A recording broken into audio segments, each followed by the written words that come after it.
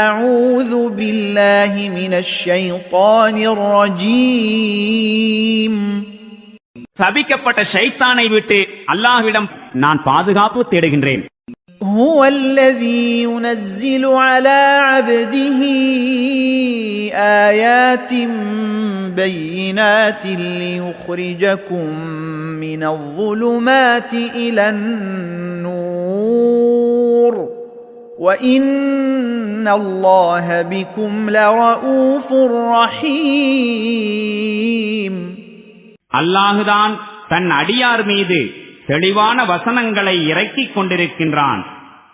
உங்களை இருள்களிலிருந்து வெளியேற்றி ஒளியின் பக்கம் கொண்டு வருவதற்காக. உண்மை யாதெனில் அல்லாஹு உங்கள் மீது மிகுந்த பரிவும் கருணையும் கொண்டவனாயிருக்கின்றான். وَمَا لَكُمْ أَلَّا تُنْفِقُوا فِي سَبِيلِ اللَّهِ وَلِلَّهِ مِيرَاثُ السَّمَاوَاتِ وَالْأَرْضِ لَا يَسْتَوِي مِنكُم مَّنْ أَنفَقَ مِن قَبْلِ الْفَتْحِ وَقَاتَلَ أُولَئِكَ أَعْظَمُ دَرَجَةً من الذين أنفقوا من بعد وقاتلوا وكلا وعد الله الحسنى والله بما تعملون خبير.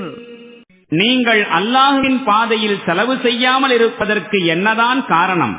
உண்மையில் வானங்கள் மற்றும் பூமியின் வாரிசுரிமையோ அல்லாஹுவிற்கே உரியதாகும். உங்களில் யார் வெற்றிக்கு பின் செலவு செய்வார்களோ மேலும் அறப்போரும் புரிவார்களோ அவர்கள் வெற்றிக்கு முன் செலவு செய்து அறப்போரும் புரிந்தவர்களுக்கு சமமாக மாட்டார்கள். அத்தகையவர்களின் அந்தஸ்து பின்னர் செலவு செய்தவர்களை விடவும் அறப்போர் புரிந்தவர்களை விடவும் உயர்ந்ததாகும்.